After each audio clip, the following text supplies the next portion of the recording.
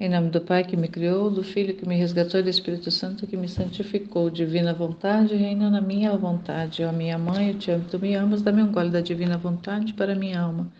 Me abençoa, Mãe, para que todas as minhas ações sejam feitas diante de vossos olhos maternais. Eu não sou nada, Deus é tudo, Pai, eu te amo. Vinde, Espírito Santo, vinde por meio da poderosa intercessão do Imaculado Coração de Maria, vossa amadíssima esposa e nossa mãe. Amém. Suprema Majestade, eu venho em sua divina vontade, em nome de todos, do primeiro ao último homem que existirá na terra, para dar a ti as homenagens que tendes direitos, os louvores, as adorações, o amor, as ações de graça e fazer as reparações por todos e por cada pecado. Vem, Senhor, na tua divina vontade. Dou-te minha vontade humana por meio do Imaculado Coração de Maria, que possui todos os dons e os frutos da divina vontade. Dai-me então a tua divina vontade. Venha a divina vontade nesta ação que estou a fazer em todas as ações que farei durante este dia. Amém. Fiat.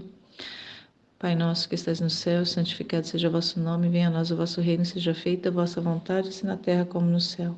O pão nosso de cada dia nos dai hoje, perdoai-nos as nossas ofensas, assim como nós perdoamos a quem nos tem ofendido. E não nos deixeis cair em tentação, mas livrai-nos do mal. Amém.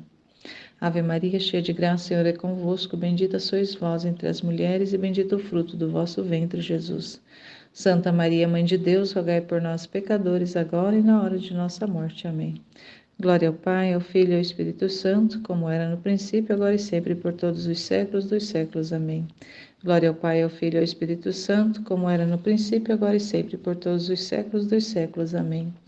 Glória ao Pai, ao Filho e ao Espírito Santo, como era no princípio, agora e sempre, por todos os séculos dos séculos. Amém. Tema 16 do Livro do Céu, volume 1, capítulo 18. Luísa contempla novamente Jesus Cristo como na paixão e aceita a condição de vítima. Depois de cerca de 1 ano e meio desta luta, finalmente terminaram as crueldades dos demônios e começou uma vida toda nova. Mas os demônios não deixaram de me incomodar de vez em quando. Porém, não eram tão frequentes, nem tão feroz a batalha, e eu me acostumei a desprezá-los. A vida nova que começou foi na casa do campo, chamada Torre Desesperada. Um dia onde mais do que nunca tinha sido atormentada pelos demônios, tanto que senti perder as forças e desmaiar. Pela tarde, enquanto estava assim, senti vir-me uma coisa mortal e perdi os sentidos. Neste estado, via Jesus Cristo rodeado de muitos inimigos. Quem lhe golpeava, quem lhe esbofeteava, quem lhe cravava os espinhos na cabeça, quem lhe destroçava as pernas, quem os braços. Depois que o reduziram quase em pedaços, o puseram nos braços da Virgem, e isto acontecia um pouco longe de mim. Depois que a Virgem Santíssima o tomou em seus braços, aproximou-se de mim e, chorando, me disse: Filha, vê como é tratado meu filho pelos homens? As horríveis ofensas que cometem jamais lhe dão trégua. Olha como ele sofre. Eu tentava vê-lo e avistá-lo todo ensanguentado, todo ferido e quase despedaçado, reduzido a um estado mortal. Sentia tais penas que tivesse querido morrer 1000 vezes em vez de ver meu Senhor sofrer tanto. Me envergonhava de meus pequenos sofrimentos. A Santíssima Virgem acrescentou, mas sempre chorando: Aproxima-te a beijar-te as chagas de meu filho. Ele te escolheu como vítima. E se tantos o ofendem, tu, oferecendo-te a sofrer o que ele sofre, lhe darás um alívio em tanto padecer. Não o aceitas? Eu me sentia tão aniquilada, tão má, como ainda sou, e indigna, que não ousava dizer sim. Mas a natureza tremia. Me sentia tão fraca pelas penas passadas, que mal me restava um fio de vida. Além disso, não sei como de longe vi os demônios que tanto perturbavam, faziam muito ruído, e via que tudo o que tinha visto, que tinha feito ao Senhor, devia fazê-lo a mim se aceitasse. Em mim mesma sentia tais penas, dores, estiramentos de nervos, que acreditei que deixaria a vida. Finalmente me aproximei e lhe beijei as chagas. Parecia que, ao fazê-lo, aqueles membros tão lacerados se curavam, e o Senhor, que antes parecia quase morto, começava a reanimar-se à nova vida. Internamente recebia tais luzes sobre as ofensas que se cometem, atrações para aceitar ser vítima, ainda que devesse sofrer 1000 mortes, porque o Senhor tudo merecia, e que eu não poderia opor-me ao que ele queria. Isto acontecia enquanto estávamos em silêncio. Mas aqueles olhares que reciprocamente nos dávamos eram tantos convites, tantas flechas ardentes que me atravessavam o coração. Especialmente a Santíssima Virgem me incitava a aceitar. Mas quem pode dizer tudo o que passei? Finalmente o Senhor, olhando-me com benignidade, me disse-me: Tu vistes o quanto me ofendem e quantos caminham pelos caminhos da iniquidade, e sem o perceberem precipitam-se no abismo. Venho oferecer-te ante a divina justiça como vítima de reparação pelas ofensas que se fazem e pela conversão dos pecadores, que a olhos fechados bebem na fonte envenenada do pecado. Um imenso campo se abre diante de ti, de sofrimentos, sim, mas também de graças. Eu não te deixarei mais. Virei em ti a sofrer tudo o que me fazem os homens, fazendo-te participar das minhas penas. Como ajuda e consolo te dou minha mãe. E parecia que entregava-me a ela, e ela me aceitava. Eu também ofereci-me toda a ele e à Virgem, disposta a fazer o que ele queria. E assim terminou a primeira vez. Aqui a gente vê que ainda permanece, provavelmente ainda nesse mesmo tempo ainda que ela narra, como no texto anterior, dos, da, das tentações dos demônios. Só que aqui ela já fala que já amenizou bastante, mas eles ainda estão ali, por perto ainda estão, né, nesse tempo ainda de tentando ela, né? Mas ela já, nessa parte aqui, ela já está ignorando eles bastante. E ela vem narrando essa visão que ela teve lá naquela propriedade onde o pai dela trabalhava. E ela nesse tempo ela estava lá junto com eles, quando eles iam fazer essas temporadas de trabalho, eles iam, ficava algum tempo lá, e então ela estava lá junto. Então ela narra essa cena de ver Jesus, né, pelo que ela vai narrando, de ver ali ele quase que destroçado, quase que em pedaços, e no colo da Virgem Maria. E imagina, né, se nós um dia tivéssemos a graça de ter a visão assim, de ver o olhar de Nossa Senhora numa cena dessas, né? Ela ali, a mãe, recolhendo os pedaços do seu filho ali, sendo dilacerado, sendo picotado, sendo espisoteado por causa das criaturas, por causa do ser humano, por causa das ofensas, por causa de todas as realidades das escolhas dos homens que causam tudo isso em Jesus. E nós pensarmos que isso que aconteceu com Jesus foi há 2000 anos, né? Que aconteceu, ele morreu, ressuscitou, voltou glorioso para o lado, né? Para o céu, para o lado do Pai, sentando lá no trono, e que pronto, acabou, passou lá, terminou e está resolvido.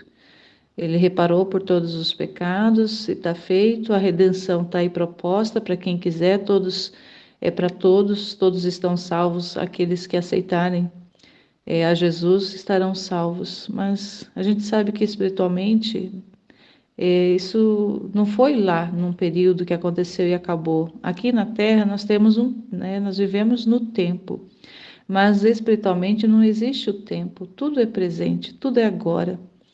Então, Jesus continua agora, nesse momento, sendo crucificado, sendo chagado, ele continua sendo flagelado, né? Como a gente medita nas horas da paixão, dentro, né, daquele período ali do interrogatório, dos flagelos, de todo o martírio que ele sofreu. Então, isso continua acontecendo, porque Jesus continua a sua humanidade. Ele continua a sua humanidade na hóstia, nós sabemos que ele ficou na hóstia para se manter conosco até o final. Mas ele se mantém também aqui ainda em nós, a sua vida, na sua divina vontade, ele continua aqui concorrendo com a vida de todos os seres humanos, continua concorrendo com a vida, com a vida de toda a criação. Jesus continua na sua divina vontade concorrendo, então quer dizer, proporcionando, permitindo, deixando que o ser humano continue vivendo. E o ser humano continua cada mais que o tempo vai passando, mais o ser humano vai ofendendo a Deus, mais o ser humano vai pisoteando, mais o ser humano vai escarnecendo de Deus. E, e ela, né, ali com aquele pedido, né, de Nossa Senhora, o pedido do próprio Jesus, dela se oferecer para viver essas penas junto com ele. Ele não pede que ela viva essas penas no lugar de Jesus, não. Ele pede para ela viver junto com ele. Ele, né, nela. Então, o que ele pede nesse pedido, né, dela oferecer-se como vítima ante a justiça? Se a gente, né, medita, a gente, né, e vai conhecendo, a gente vai entendendo que uma alma vítima, ela se coloca entre a justiça. Ela coloca para aplacar a justiça de Deus nas ações que ela precisa fazer de correções no ser humano, na criação, né, na criação humana, né, porque o restante da criação está em ordem, o único que está em desordem é o ser humano. Então, a justiça, se fosse realmente ser despejada, se ela fosse realmente para ser executada, se a justiça fosse ser executada à medida das nossas falhas, à medida do nosso, né, do pecado dos homens, à medida da indiferença, à medida de toda a rebeldia do ser humano, se a justiça fosse ser executada a essa medida, não restaria nada, né? Nem o pó ficaria, acabaria, seria tudo exterminado se a justiça realmente fosse levada a cabo. Mas, até mesmo num dos textinhos que foi sugerido para leitura, quando Jesus veio à Terra, ele ficou entre a justiça e o Pai. Então, como as ofensas dos seres humanos passaram por Jesus, Jesus era como se fosse um filtro, onde passava toda a mazela humana, passava por Jesus e não chegava diretamente ao Pai. Então, a justiça foi amenizada, a justiça foi aplacada, e o Pai olhava passou a olhar a terra com brandura, com um pouco mais de brandura, porque ele olhava para a terra através de seu filho. E uma vez que seu filho voltou para o seu lado, ele continua, né, essa vida ainda aqui através das almas vítimas, daquelas almas que se oferecem para ficar aplacando a justiça. Então, a Luísa, assim como tantas outras almas vítimas ao longo da história, sofreram o que outros tantos deveriam sofrer. Então, e sobretudo da Luísa para cá, as almas que são almas vítimas e se oferecem na divina vontade, porque é diferente, né, de ser uma alma vítima né, para ser ali uma corredentora com Jesus, do que ser uma alma vítima deixando o espaço, deixando a sua vida ser a vida do próprio Deus ali existindo. Então, é onde Jesus vai dar continuidade na sua humanidade aqui na Terra. É isso que a grande proposta da divina vontade para nosso tempo, é que a vida de Jesus continue nas almas, né? Que é o plano original de Deus lá na criação, que era Deus, né, viver no homem. O homem viveria e reinaria sobre a terra, sobre a criação, e Deus viveria e reinaria na alma do homem. Então, essa proposta da divina vontade para o nosso tempo, que abraça, como é uma proposta divina, abraça todos os tempos, do primeiro ao último homem, mas nós como estamos no tempo, essa proposta é para nós hoje, é para mim hoje, é para quem, né, para quem está escutando esse conteúdo, é para quem está lendo esses escritos, essa proposta de dar essa vontade para Deus viver, para Deus habitar, para Deus morar, e dessa forma, dando a nossa vontade, dando a nossa vida para Deus, dispor dela conforme Ele aprouver, estaremos também sendo, né? É a continuação da vida de Jesus. Então, é a vida dele aqui continuando, aplacando a justiça do Pai. Então, a Luísa recebeu essa proposta e ela foi aceitando com o tempo, né? Na verdade, ali ela já aceita, mas ela vai vivendo essa experiência ali de ser essa reparadora da justiça, né? Mas é Jesus mesmo nela, porque ela por ela mesma, assim como nós, por nós mesmos, nós não damos conta, nós não conseguimos suportar nenhuma dorzinha física. Muitas vezes a gente acaba recorrendo aos ópios, aos analgésicos e tudo mais, porque a gente não resiste. Imagina uma dor grandiosa na alma e das penas. Então, humanamente, nós não suportamos as penas, mas divinamente, que é a vida do próprio Deus em nós, é possível de aguentar muitas penas, porque é Jesus mesmo ali vivendo, é Jesus ali mesmo fortalecendo a alma para poder receber essas penas e a justiça ser aplacada. Então, hoje, mais do que nunca, da forma que nós estamos vendo como o mundo está evoluindo, evoluindo no sentido negativo, né?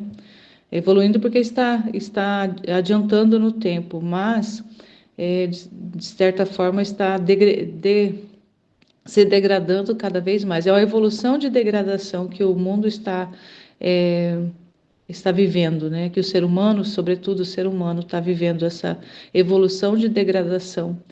Então, se hoje não tivessem almas vítimas ainda sobre a terra, né, Deus já teria destruído. E essas almas vítimas são os filhos da divina vontade nesse tempo, se oferecendo para que Deus, né, para que Jesus continue a sua vida aqui na terra, para ir reparando reparando Deus, para ir reparando o Pai, para ir reparando essas ofensas que a divindade vai recebendo. Então, nós somos esses convidados hoje a olharmos para esses pedaços de Jesus, para esse flagelo, né, de Jesus, nessa cena, adentrarmos nessa cena que a Luísa, né, que ela teve, que ela visualizou, e também recebendo esse convite, aceitarmos esse convite de sermos essas almas vítimas hoje, né, de darmos a nossa vontade, darmos a nossa vida e deixarmos que Deus faça, que Deus realize, que Deus viva em nós, através de nós, né, e assim nós vamos recebendo as penas, nós vamos recebendo as contrariedades ali mesmo no básico do nosso dia a dia, os sofrimentos que nos vêm, aceitando tudo como sendo ali disposições de Deus e a vida do próprio Deus ali sendo vivida, experimentada e existindo através de nós. E assim, então é só contar uma pequena experiênciazinha que eu acabei de ter agora. Eu estava na gravação lendo aqui o texto e aí chamou no portão e é um rapaz que ele anda por aqui pelo bairro, perambulando. Aí pede comida, vai pedindo, né? Mas é alimento. Aí agora ele já veio algumas vezes aqui nesses últimos dias, sempre, né, já tinha acho que mais de 15 dias que ele não aparecia aqui no meu portão, mas ele já veio outras vezes. E aí normalmente ele vem na parte da manhã pedindo café, se tem alguma coisa para comer. E aí ele chamou e eu olhei e ele falou: "Moça, você não tem alguma coisa para mim comer que eu tô com o estômago doendo?"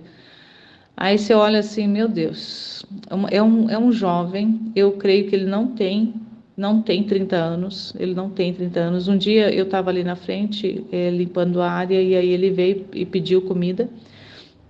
E aí eu comecei a conversar com ele, eu perguntei, né, você parece ser saudável, não tem família? E aí ele falou que o pai já morreu, a mãe já morreu, ou o pai, não lembro mais. Eu sei que a mãe, ele falou que morreu já há bastante tempo. Eu falei, mas você nunca trabalhou, nunca... Aí ele falou que por 11 anos ele foi garçom. Tipo assim, um rapaz que, né, ele tá assim num estado deplorável, olhando humanamente, né, usando farrapos, os trapos, enrolado em umas cobertas tra- de trapos assim, e aqui tá frio, tá chuvoso. E aí eu falei, mas você fica onde? Aí ele falou que mora estava ficando numa construção. Hoje eu nem perguntei, eu só, né, peguei algumas coisas que eu tinha aqui do café, graças a Deus, e dei um pouco lá para ele se alimentar.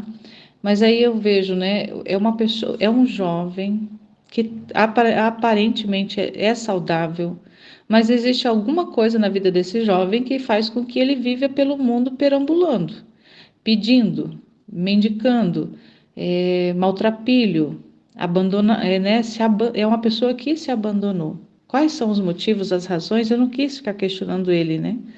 Nesse dia que eu conversei. Hoje eu só entreguei, não.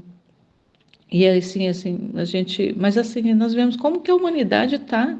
Então, eu vejo assim que nesse exemplo desse rapaz que está por aí, pelo bairro, como tantos outros, é o exemplo de como que está a nossa humanidade, como é que está o ser humano hoje. Embora às vezes por fora existam muitos que hoje estão indo para os seus trabalhos, né, estão nas suas famílias, estão nas suas atividades, fazendo ali, né, externamente, com boa aparência até, mas internamente, como estão essas pessoas? Como estão as almas dessas pessoas? Será que não está pior do que esse rapaz que, né, que veio à minha porta agora há pouco, vivendo maltrapilho ali, todo sujo, todo, né, todo fedido, sem banho, sem higiene, sem alimentação, vivendo né, nas marquises, é, vivendo da caridade das pessoas. Isso é tão assim, é até mesmo difícil até de expressar, de colocar em palavras essa situação. Então, e como é que Jesus, né? Então, e essa pessoa, de certa forma, ela é uma figura de Jesus, porque ele mesmo disse lá no Evangelho que, né, aquele que você acolhe, que você alimenta, que você, né, dá um copo de água para beber, é ele mesmo. Então, a gente não olha a pessoa, mas é como, né, eu estou fazendo, e quando eu fui fazer, eu falei, Senhor, eu estou fazendo para o Senhor, porque se a gente for ver essas realidades no humano, o que a gente vai falar? Cara, vai trabalhar, cara, né, vai arrumar sua vida. Então, se a gente for olhar isso no humano, mas a gente não sabe qual que é a história dessa criatura, eu não sei qual que é a história dele. E assim, eu também não posso me colocar responsável de corrigir, porque ele é ali uma expressão pequenina da realidade de muitos, de milhões de pessoas que estão disso para pior, dessa realidade para pior. Mas não só pensando assim no exterior dessa criatura, mas o interior dela, como é que está o interior dela? E a divina vontade está concorrendo com a vida dele. Eu não sei quais foram as escolhas que ele fez na vida dele, por que que ele está nessa realidade, eu não sei, mas eu sei que a divina vontade está concorrendo com a vida dele, está concorrendo com a existência dele, está permitindo que ele esteja aqui, está dando oportunidade de vida para ele, mais um dia de vida para ele. Mas mais do que concorrer com a vida da criatura, o Deus quer viver na criatura. E ao viver na criatura, Deus faz dessa criatura uma pessoa nova, uma pessoa renovada, porque não é mais uma criatura, é a divina, é a vida de Deus, é a vida divina existindo dentro dessa pessoa. Então, essa é a nossa proposta, é deixar Deus viver em nós, é deixar Deus realizar em nós, é deixar Deus fazer em nós, é deixar Deus respirar em nós, é deixar Deus enxergar em nós, é deixar Deus fazer um gesto de caridade através de nós para um outro, para um semelhante. Então, esse gesto que eu fiz não foi um gesto meu da Laurice, é um gesto que o próprio Jesus fez para um filho dele, que ele conhece a realidade, que ele conhece a situação, que ele conhece a história, mas ele quer usar muito mais da minha vida para fazer tanto mais coisas. E assim, a gente não pode olhar as coisas humanamente. Se nós olharmos humanamente, a gente para no tempo e desiste de tudo, porque é cada vez mais essa degradação que a gente tá vendo acontecer. E tudo isso reflete no corpo místico de Jesus, reflete na humanidade de Jesus, essas chagas. E ao fazer um pequeno gesto, assim como a Luísa foi lá beijar as chagas de Jesus na visão, beijar as chagas de Jesus, e à medida que ela beijava as chagas dele, parece, né, ela fala que parece que ia curando essas chagas, assim quando nós fazemos, né, nós deixamos Deus viver em nós e fazer através de nós aquilo que Ele quer, né, a sua vontade operar em nós, são essas chagas que nós vamos amenizando de Jesus, esses espinhos que nós vamos tirando de sua cabeça, esses cravos que nós vamos retirando dos seus pés e das suas mãos. É essa lança que nós retiramos do seu coração. Então, é um pequeno gesto muito simples, muito insignificante humanamente falando, mas que para Deus tem um valor muito grande, porque é Ele mesmo realizando através de nós. Então, é só dizer, Senhor, eis-me aqui, a minha vontade é tua, mais um dia eu renovo o meu desejo de estar na tua vontade, fazendo a tua vontade, vivendo na tua vontade e a tua vontade sendo existindo através da minha, a minha sendo a tua, que a minha vontade cada dia seja a tua vontade, que a minha vida nesse dia seja a tua vida, Senhor, que as minhas ações nesse dia sejam as tuas ações. Que todo o meu existir nesse dia seja a expressão do teu existir, não só a expressão, mas realmente, de fato e verdadeiramente é a tua vida existindo e operando, vivendo através de mim. Amém. Fiat. Em nome do Pai, do Filho e do Espírito Santo. Amém.